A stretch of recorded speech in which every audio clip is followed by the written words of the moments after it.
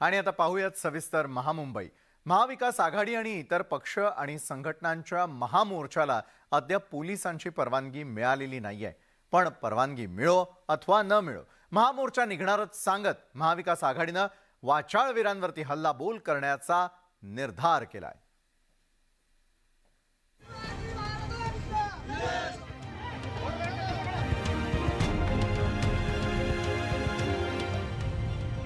महापुरुषांविरोधातील वादग्रस्त वक्तव्यांविरोधात आणि सीमा प्रश्नी महाविकास आघाडीनं शनिवारी हल्लाबोल महामोर्चाचं आयोजन केलंय। या मोर्चाला अद्याप पोलिसांची परवानगी मिळालेली नाही, पण त्याआधीच महाविकास आघाडीनं मोर्चा काढण्याची तयारी पूर्ण केली आहे। एवढंच नाही तर पोलीस मोर्चाला परवानगी देतीलच, किंबहुना त्यांना परवानगी द्यावीच लागेल असं म्हणत संजय राऊत आणि अजित पवारांनी मोर्चाची रणनीती स्पष्ट केली आहे।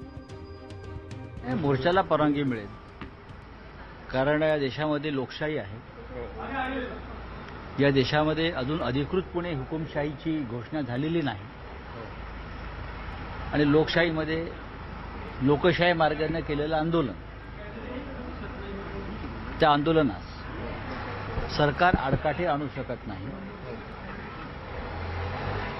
राहुल गांधी भारत जोडो यात्रा काढतायत, देशभरात फिरतायत, तो एक मोर्चाच आहे। अतिशय शांततेच्या मार्गाने लोकशाहीमध्ये ज्यावेळेस आपल्याला आपलं मत प्रदर्शन करण्याच्या करता आपण मोर्चा काढतो, त्या पद्धतीनं आम्ही हा मोर्चा काढणार आहे। आणि त्याच्यामध्ये आम्ही सगळ्या काही परवानग्या मागायच्या त्या मागितलेल्या आहेत। अजून परवानगी आमच्या हातात आली नाही, परंतु नक्की येईल, आम्हाला त्याच्याबद्दल विश्वास आहे। 17 डिसेंबरच्या या हल्लाबोल मोर्चात अनेक राजकीय पक्ष आणि संघटना सहभागी होणार आहेत। त्यामुळे राज्यपालांसह सरकारवर निशाणा साधला जाणार आहे हे स्पष्ट आहे। गुरुवारी झालेल्या महाविकास आघाडीच्या बैठकीत नंतरच्या पत्रकार परिषदेतूनही त्याचे संकेत देण्यात आले आहेत। उद्या रस्त्यावरती आम्ही महाराष्ट्रप्रेमी म्हणूनच उतरतो आणि त्याच्यामध्ये सत्ताधारी पक्ष हा नाहीये, मग विरोधी कोण कोण आहे? जर सरकार महाराष्ट्राचं आहे तर महाराष्ट्राचं सरकार महाराष्ट्राची बाजू मांडत नाही आणि विरोधी पक्ष रस्त्यावरती उतरतोय, तर विरोधी कोण आणि सत्ताधारी कोण? तर शेवटी महाराष्ट्र प्रेमी हा जो शब्द आहे तो फार महत्त्वाचा आहे। आणि महाराष्ट्राचं प्रेम जसं आमच्यामध्ये सगळ्यांमध्ये आहे तसं सरकारमध्ये आहे की नाही याचं उत्तर कधी कोण देणार? आता विरोधकांनी हल्लाबोल महामोर्चाद्वारे सरकार विरोधात एल्गारची तयारी केलेली असतानाच सत्ताधाऱ्यांनी देखील विरोधकांच्या आरोपांना चोख प्रत्युत्तर द्यायला सुरुवात केली। स्वतः मुख्यमंत्री शिंदेंनी उद्धव ठाकरे आणि विरोधकांच्या आरोपांचं खंडन केलंय। तसंच पोलिसांच्या परवानगीवरून सत्ताधाऱ्यांनी महाविकास आघाडीला प्रत्युत्तर दिलं। लोकशाहीमध्ये मोर्चा काढणं हा ज्याचा त्याचा अधिकार आहे।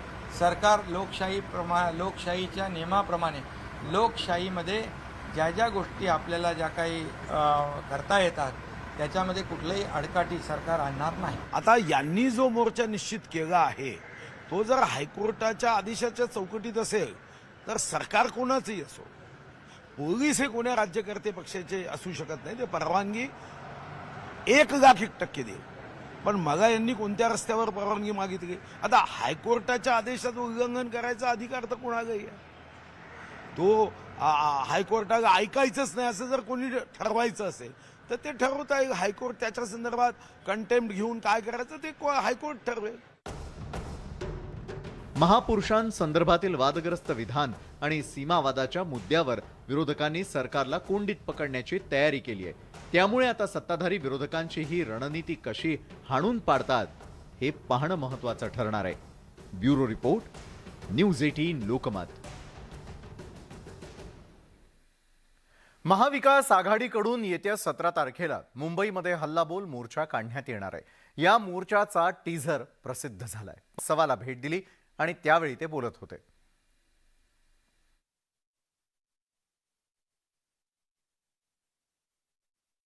सगळ्या ठिकाणी भाषण नाही करत, कारण कधी निवडणुका लागतील दारू गोळा साठवून ठेवलेला बरा। त्याच्यामुळे प्रत्येक ठिकाणी काही बोललं पाहिजे अशाला भाग नाही, परंतु तुम्ही सगळेजण इथे आलात निव्वळ आणि केवळ फक्त तुमचं दर्शन घेण्यासाठी म्हणून मी इथे व्यासपीठावरती आलो आणि इथे आलो। जेव्हा निवडणुका लागतील त्यावेळेला मी प्रत्यक्ष आपल्यासमोर येईल आणि ज्याची काही फाडायची ती फाडीतच. मनसे अध्यक्ष राज ठाकरेंनी आज उपमुख्यमंत्री देवेंद्र फडणवीसांची सागर बंगल्यावर जाऊन भेट घेतली. या भेटीत मुंबई गोवा महामार्गाबाबत चर्चा झालेली आहे. तर गेल्या अनेक वर्षांपासून मुंबई गोवा महामार्गाचं काम सुरू आहे, मात्र अद्यापही हे काम पूर्ण झालेलं नाही आहे आणि त्यामुळे कोकणात जाणाऱ्या चाकरमान्यांना मोठ्या मनस्तापाला सामोरं जावं लागतंय. समृद्धी महामार्ग ज्या वेगानं तयार झाला त्याच वेगानं मुंबई गोवा महामार्गही तयार व्हावा अशी मागणी राज ठाकरेंनी फडणवीसांकडे केली आहे. त्याचप्रमाणे समृद्धी महामार्गावर गाडी चालवायची आपली इच्छा असल्याचं देखील राज ठाकरेंनी सांगितलंय. येत्या 23 डिसेंबरला राज ठाकरे नागपूरला जाणार आहेत.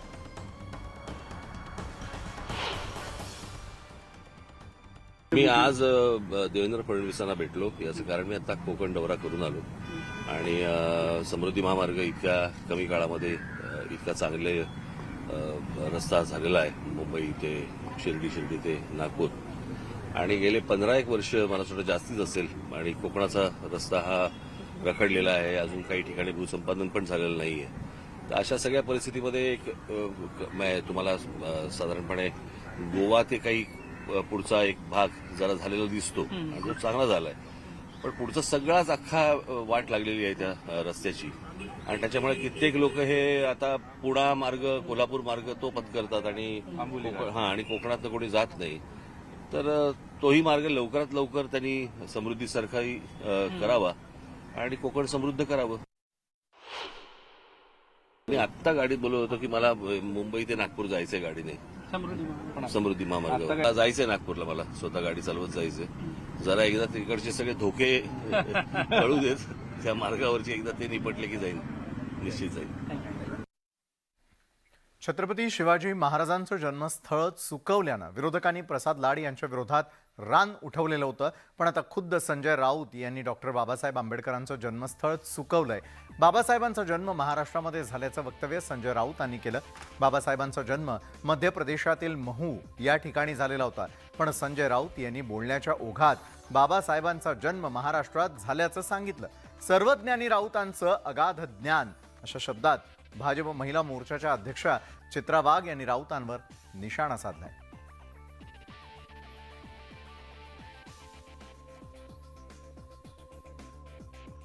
मुद्दाम चाललेला आहे. विरोधी पक्षाचा आणि महाराष्ट्राच्या जनतेचा आवाज दाबण्याचा हा प्रकार आहे. लोकशाहीमध्ये असं घडू नये, पण दुर्दैवानं महाराष्ट्रामध्ये घडत आहे. ज्या महाराष्ट्रात डॉक्टर बाबासाहेब आंबेडकरांचा जन्म झाला, ज्या महाराष्ट्रात डॉक्टर बाबासाहेब आंबेडकरांचा जन्म झाला, ज्या महाराष्ट्रात डॉक्टर बाबासाहेब आंबेडकरांचा जन्म झाला, ज्याने लोकशाही जन्माला घातली, त्या महाराष्ट्रात हे घडते. दुर्दैव आहे महाराष्ट्राचा.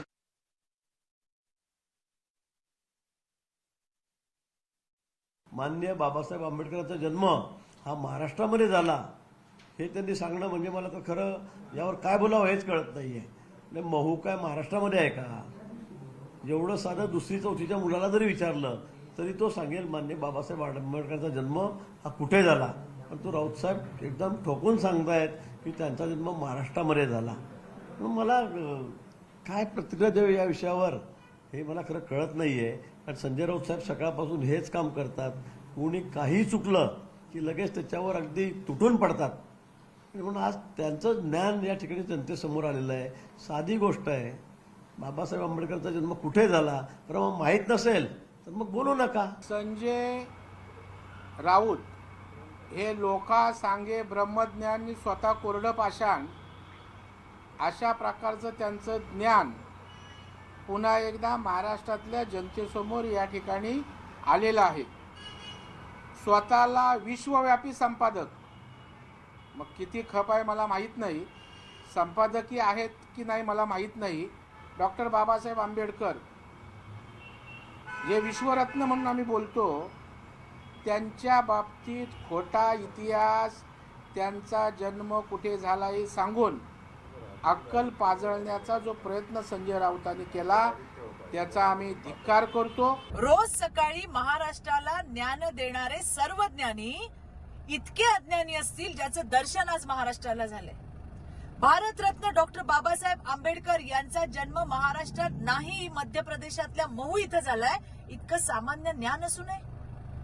आमचे आदर्श असणाऱ्या डॉक्टर बाबासाहेब आंबेडकर यांच्याबद्दल चुकीची माहिती देऊन तुम्ही काय मिळवताय? अशा पद्धतीने राष्ट्रपुरुषांचा अपमान तुम्ही करायचा आणि मोर्चे पण तुम्ही स्वतःच काढायचे. मूर्ख समजू नका. महाराष्ट्र तुम्हाला पुरता ओळखून आहे. तुमचा जाहीर निषेध. उद्धव ठाकरेंच्या परिवाराचे रायगडमध्ये 19 बंगले असल्याचा आरोप किरीट सोमय्यांनी केलेला आहे आणि या प्रकरणी ग्रामविकास मंत्री गिरीश महाजन यांनी 48 तासात या प्रकरणी चौकशी अहवाल पूर्ण करण्याचे आदेश दिले असल्याची माहिती सोमय्यांनी दिली आहे. एकूणच रायगडमधील हे बंगले अधिवेशनामध्ये गाजण्याची शक्यता आहे. हिवाळी अधिवेशनात ठाकरेंचे बंगले गाजणार. गिरीश महाजनांकडून बंगल्यांच्या चौकशीचे आदेश. अधिवेशनात बंगल्यांचा मुद्दा सत्ताधाऱ्यांच्या गाठीशी. उद्धव ठाकरेंच्या अलिबाग जवळच्या कोलई गावातील कथित 19 बंगल्यांचा मुद्दा पुन्हा ऐरणीवरती आलाय. या बंगल्यांच्या चौकशीचे आदेश आता ग्रामविकास मंत्रालयानं दिलेत. 48 तासात म्हणजेच 2 दिवसात या प्रकरणाचा चौकशी अहवाल ग्रामविकास मंत्री गिरीश महाजनांनी मागवलाय. मुरुडच्या कोलई गावातील 19 बंगले ठाकरे कुटुंबानं अन्वय नाईकांकडून खरेदी केले. या बंगल्यांचा 2014 ते 2019 पर्यंतचा प्रॉपर्टी टॅक्सही भरला. 2021 मध्ये सर्व रेकॉर्ड्स गायब केल्याचा दावा करण्यात आलाय. 9,50,00,000चे रश्मी ठाकरेचे बंगलो उद्धव ठाकरेजी यांनी गायब केले. या संबंध प्रकरणात जिल्हा परिषदेने सीईओनी रिपोर्ट दिलेला आहे मंत्रालयात, ज्याची प्रत माझ्याकडे आहे. ते मी गिरीश महाजनांना दिली. गिरीश महाजनांनी याची चौकशी करण्याचे आदेश दिले आहेत. ग्रामविकास खात्यानं या प्रकरणाची दखल घेतल्यानं खऱ्या अर्थानं सरकारची या प्रकरणात एंट्री झाली आहे. महाविकास आघाडीनं सरकारी पातळीवरच्या सुरू झालेल्या या घडामोडींवर टीकास्त्र सोडलंय. ग्रामविकास खात्याच्या चौकशी अहवालात काय तथ्य निघतात याकडे सर्वांचं लक्ष लागलंय. 2 दिवसात अहवाल सादर झाल्यास पुढच्या आठवड्यात सुरू होणाऱ्या अधिवेशनात बंगल्यांचा मुद्दा सत्ताधारी उपस्थित करू शकतात. त्यामुळे अधिवेशनासाठी बंगल्यांच्या मुद्द्याचा दारुगोळा सत्ताधाऱ्यांनी जमा केलाय का अशी चर्चा आता रंगू लागली आहे. प्रशांत लीला रामदाससह ब्युरो रिपोर्ट, न्यूज 18 लोकमत. मुंबईमधल्या कोस्टल रोड संदर्भात मुख्यमंत्र्यांनी आज महत्त्वाची बैठक घेतली. कोस्टल रोड प्रकल्पातील 2 पिलरमधील अंतर 60 मीटर ऐवजी 120 मीटर इतकं असणार असल्याची घोषणा मुख्यमंत्र्यांनी केली आहे. कोस्टल रोड बाधित कोळी बांधवांच्या समितीच्या सदस्यांसोबत मुख्यमंत्र्यांनी आज बैठक घेतली आणि त्यानंतर ते बोलत होते. कोस्टल रोड बांधताना मच्छीमारांवरती कोणताही अन्याय होणार नाही, सर्वांना सोबत घेऊनच प्रकल्प राबवणार असल्याचंही मुख्यमंत्री एकनाथ शिंदेंनी सांगितलं. आम्ही गावठाण समितीमार्फत एक निवेदन दिलेलं सीएम साहेबांना 7 तारखेच्या मीटिंगमध्ये, 7 ऑक्टोबरच्या मीटिंगमध्ये आम्हाला सीएम साहेबांनी कमिटमेंट दिली की कुठल्याही मच्छीमार किंवा कुठल्याही भूमिपुत्राला आम्ही वेगळं टाकणार नाही आणि त्यांच्यासाठी आम्ही प्रयत्न करू. आणि त्यांनी ते आश्वासन आज पूर्ण केलं. त्यांचे आभार मानण्यासाठी, तसंच सीमांकनाचा प्रश्न, ज्या काही होणाऱ्या DCR पॉलिसीचा प्रश्न, त्याच्यावर देखील कमिटी त्यांनी अपॉइंट केली आणि त्याच्यासाठी आज आम्ही आलो. आमचे प्रश्न देखील उपस्थित केले. हे सरकार जे आहे हे भूमिपुत्रांचं, मूळ मुंबईकर कोळी बांधव आहेत, भगिनी आहेत. शेवटी हे आपलं वैभव आहे आणि त्यांना कुठेही त्रास होऊ नये, किंबहुना त्यांच्यावर कुठेही अन्याय होऊ नये, अन्याय झाल्याची भावना होऊ नये, निर्माण होऊ नये, यासाठी शेवटी आमचे सरकार आहे, सकारात्मक निर्णय घेणारं सरकार आहे. त्यामुळे हा निर्णय देखील लोकांच्या हिताचा झाला पाहिजे अशी भूमिका आम्ही घेतली.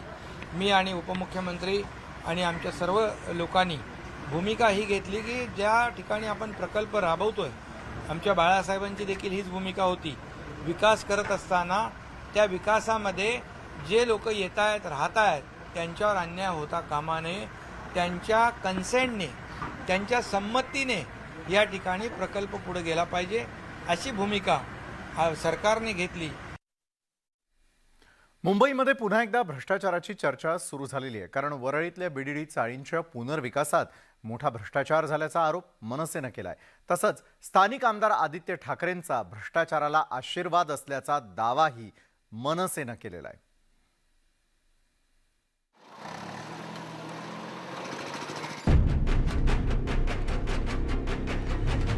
पुनर्विकासात भ्रष्टाचाराचा विकास, स्थानिक आमदारांचा भ्रष्टाचाराला आशीर्वाद, मनसेचा ठाकरे गटावर आरोप. असंच कोणी तिकडे स्ट्रक्चर उभी करणार नाही, याच्या मागे मोठा गोड बंगाल आहे. हातोडा चालवण्याचा मनसेचा इशारा.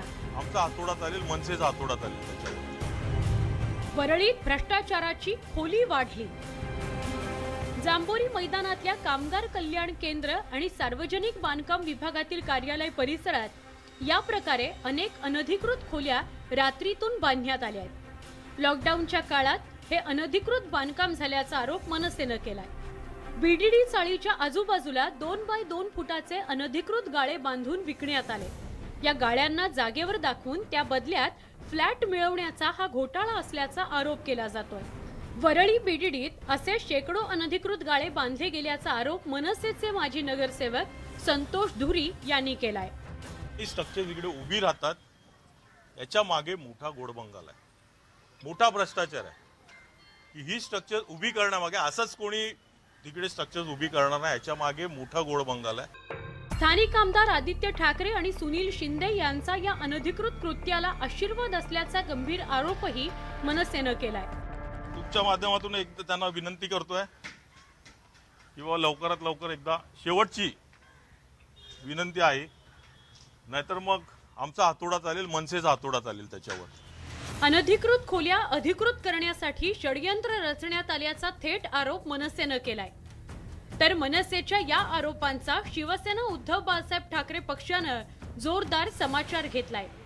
बेफाम आरोप करण्यात मनसेचा कोणी हात धरू शकत नाही असा टोला ठाकरे गटानं लगावलाय. 2 बाय 2च्या या खोल्या काहीतरी काळबेरं झालंय हे सांगण्यासाठी पुरेश आहे. या खोल्या बांधण्यामागे कुणाचा हात आहे हे तपासात समोर येईलच. या प्रकरणात कारवाई झाली तरच भ्रष्टाचार्यांवर जरब बसणार आहे. अतिशय दुर्दैवी प्रकार हा म्हणावा लागेल. दावा करतायत मनसेचे सगळे पदाधिकारी की लॉकडाऊनच्या काळामध्ये हा सगळा प्रकार झालेला आहे आणि त्यामुळं कुठे ना कुठं एक मोठा भ्रष्टाचार या निमित्तानं समोर येताना आपल्याला दिसतो आहे. व्हिडिओ जर्नलिस्ट रमेश भटसह प्रणाली कापसे, न्यूज 18 लोकमत, मुंबई. INS विक्रांत प्रकरणी भाजपचे नेते किरीट सोमय्या आणि त्यांचा मुलगा नील सोमय्यांना मोठा दिलासा मिळालेला आहे.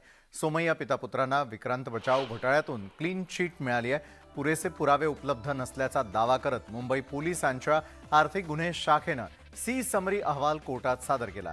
INS विक्रांत बचाव मोहिमेतून सोमय्यांनी सुमारे 57 कोटींचा निधी जमा करून त्यांचा अपहार केल्याचा आरोप माजी सैनिक बबन भोसलेंनी केलेला होता आणि त्यानुसार ट्रॉम्बे पोलीस स्टेशनमध्ये रितसर गुन्हा देखील दाखल करण्यात आला होता. या प्रकरणी अटकपूर्व जामिनासाठी सोमय्या पिता पुत्रांनी यापूर्वीच प्रयत्न देखील केलेले होते. मात्र पिता पुत्रांना दुसरीकडे मुंबई सत्र न्यायालय जे आहे त्या न्यायालयानं क्लीन चिट दिलेली आहे. उद्धव ठाकरे, संजय पांडे आणि संजय राऊत खूप खटाटोप केला, पण शेवटी त्यांची इज्जत त्यांच्या हातात दिली. आजपर्यंत संजय राऊत 57,000 करोड रुपयाचा पण हिशोब देऊ शकले नाही. कोर्टाने 100 दिवस संधी दिली की एक तर डॉक्युमेंट इन्फॉर्मेशन आणा आणि मग उच्च न्यायालयाने मागच्या वेळी सांगितलं होतं किरीट सोमय्या, नील सोमय्याचा काहीही संबंध नाही आहे, त्यांना हात लावता कामा नये. तर सोमय्या यांना क्लीन चिट मिळाल्यानंतर मात्र विरोधकांनी नेमकी काय प्रतिक्रिया दिली आहे पाहूयात.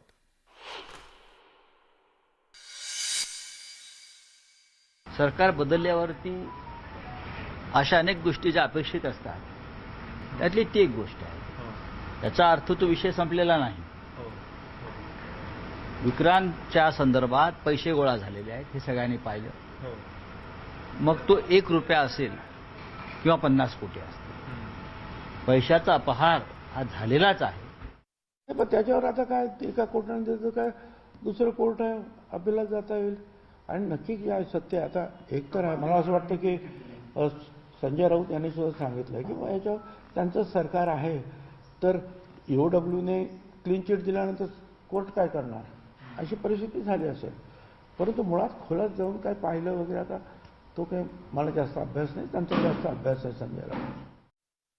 सत्ताधारी पक्षाच्या लोकांच्या बाजूला क्लीन चिट मिळायला लागलेली आहे आणि अपोजिशनच्या बाजूच्या ज्या इन्क्वायऱ्या होत्या त्या सी समरी दिल्या असताना पण रिओपन करण्याचा प्रयत्न केला जातोय.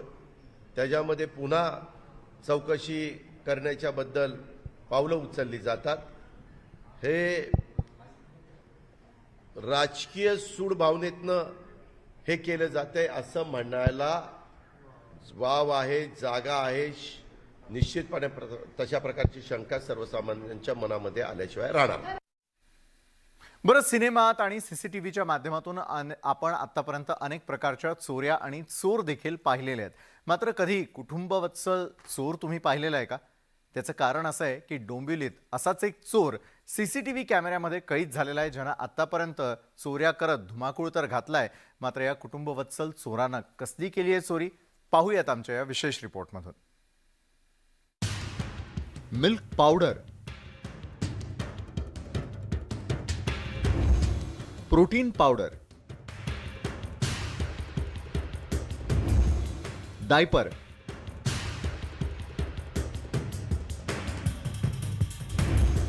सौंदर्य प्रसाधन.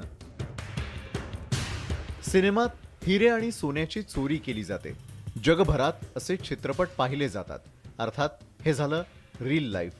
मात्र रिअल लाईफमध्ये डोंबिवलीत ही अशी चोरी केली जाते. Milk powder, protein powder, diaper आणि सौंदर्य प्रसाधनं चोरली जात आहेत. डोंबिवलीत या चोरांनी अवघ्या 2 दिवसात मेडिकलच्या 7 दुकानांवरती हात साफ केलाय. तर महिनाभरात या चोरांनी 20 पेक्षा जास्त दुकानांमध्ये चोरी केली आहे. या चोरांना दुकानातले पैसेही नको आहेत आणि त्यांना औषधही नको आहेत. या कुटुंबवत्सल चोरांना लहानग्यांची उपयोगी पडणाऱ्या वस्तू आणि महिलांकडून वापरली जाणारी सौंदर्य प्रसाधनं हवी आहेत. या चोरांनी जवळपास 2 लाखांचा माल चोरी केलाय. त्यामुळे मेडिकलचे दुकानदार त्रस्त झाले आहेत. शटर तोड़ के आके बच्चों के सामान, कॉस्मेटिक आइटम, जो महंगी महंगी चीजें हैं ये सब लेके गए. शटर का काफी नुकसान किए हैं. चोरी झाली म्हणून समजलं सकाळी आम्हाला पहाटे. आतमध्ये येऊन बघितलं तर अस्ताव्यस्त होतं सगळं. बरेचसे कॉस्मेटिक्स वगैरे घेऊन गेलेत. काय थोडीफार कॅश होती गल्ल्यामध्ये ती नेली. शटर पूर्ण बेंड केलेलं होतं. मेडिकल असोसिएशननं पोलिसांना चोरीचा छडा लावण्यासाठी निवेदन दिलं. त्यावर पोलिसांनी मेडिकल दुकानदारांनाच CCTV कॅमेऱ्यासोबत सायरन लावण्याचा सल्ला दिला. मानपाडा पोलीस स्टेशनला बागडे साहेबांना भेटलो आणि त्यांना आम्ही आमचं निवेदन दिलं. चर्चा करताना त्यांनी आम्हाला सांगितलं की तुम्ही आता पहिल्या त्यांनी आम्हाला आवाहन केलं होतं 2 महिन्यापूर्वी तुम्ही CCTV लावा. मी CCTV लावले. जेवढे जे काही दुकानात आहेत प्रत्येक दुकानात CCTV फुटेज अवेलेबल आहे. पोलिसांना विनंती आहे, आम्ही जे CCTV फुटेज लावलेले आहेत, CCTV कॅमेरा लावले आहेत, त्या फुटेजच्या माध्यमातून या चोरांना तात्काळ जेरबंद करावं. डोंबिवलीतल्या चोरांना सोन्या चांदीपेक्षा घरगुती वापराच्या वस्तू अधिक महत्वाच्या आहेत. हे चोर नक्कीच कुटुंबवत्सल आहेत किंवा त्यांच्या घरात नुकतंच एखाद्या बाळाचं आगमन झाल्यानं चोरी करत असावेत, असं गमतीनं म्हटलं जात आहे. अर्थात हा चोर कुटुंबवत्सल असला तरी हा मार्ग काही योग्य नाही. अजित मांढरे, न्यूज 18 लोकमत, ठाणे. ब्रेक नंतर आपण पाहताय महामुंबई. भरधाव येणाऱ्या गाडीखाली येऊनही कुणी वाचेल यावर सहसा कुणाचा विश्वास बसणार नाही, पण प्रत्यक्षात असं घडलेलं आहे. मुंबईतील पवई परिसरात एक ज्येष्ठ व्यक्ती थोडक्यात बचावली आहे. बस खाली येऊनही त्या व्यक्तीला साधं खरचटलंही नाही. रस्ता ओलांडताना एक ज्येष्ठ व्यक्ती अचानकपणे बस समोर आली आणि तेव्हा ड्रायव्हरला त्याचा अंदाज आला नाही आणि बसची धडक बसून ती व्यक्ती बस खाली सापडली. मात्र नशीब बलवत्तर म्हणून तो पुढील दोन्ही चाकांच्या मधोमध पडल्यानं बचावला. ती व्यक्ती ओरडल्यानंतर ड्रायव्हरनं बस थांबवली आणि ती व्यक्ती सुखरूपरित्या बस खालून बाहेर आली. भीक मागण्यासाठी मुलांचं अपहरण करणाऱ्या एका टोळीला कांजूर मार्ग पोलिसांनी गजाआड केलंय. फुटपाथवरती राहणाऱ्या वर्षा कांबळे हिच्या 2 मुलांचं अपहरण करण्यात आलेलं होतं. या 2 मुलांची सुटका करण्यासाठी पोलिसांनी तब्बल 11 दिवस आरोपींचा पाठलाग केला आणि अखेर त्यांची सुटका करून दोन्ही मुलांना त्यांच्या पालकांच्या स्वाधीन करण्यात आलं. या प्रकरणी 3 आरोपींना ताब्यात घेतलेलं असून एक महिला आरोपी फरार आहे. केवळ भीक मागण्यासाठी या मुलांचं अपहरण करण्यात आलेलं होतं की अजून काही उद्देश यामागे होता याबद्दल तपास सुरू आहे. मुलांच्या आईने ती तक्रार दिली होती. त्या अनुषंगाने आम्ही आमच्या परिमंडळ 7मधून टीम तयार केल्या आणि टीम वेगवेगळ्या ठिकाणी पाठवल्या. या टीमने ठाणे, पुणे, सांगली, कोल्हापूर, सोलापूर, नगर, नाशिक आणि औरंगाबाद या ठिकाणी सर्व ठिकाणी सर्च घेतला. गेले 11 दिवस टीम सतत दिवसरात्र काम करून काल आम्हाला ही दोन्ही मुलं आणि या गुन्ह्यातील 3 आरोपी ताब्यात भेटलेले आहेत. त्यांच्यावर कायदेशीर कारवाई करणं चालू आहे. मुंबईमधल्या वन अविघ्न इमारतीला पुन्हा एकदा आग लागलेली होती. इमारतीच्या 22व्या मजल्यावरती ही आग लागलेली होती आणि या आगीवर तब्बल 2 तासांनंतर नियंत्रण मिळवण्यात अग्निशमन दलाला यश आलं. इमारतीची अग्निरोधक यंत्रणा कुचकामी असल्यानंच अशा प्रकारे वारंवार आग लागण्याच्या घटना घडत असल्याचा आरोप मुंबईच्या माजी महापौर किशोरी पेडणेकरांनी केलेला आहे.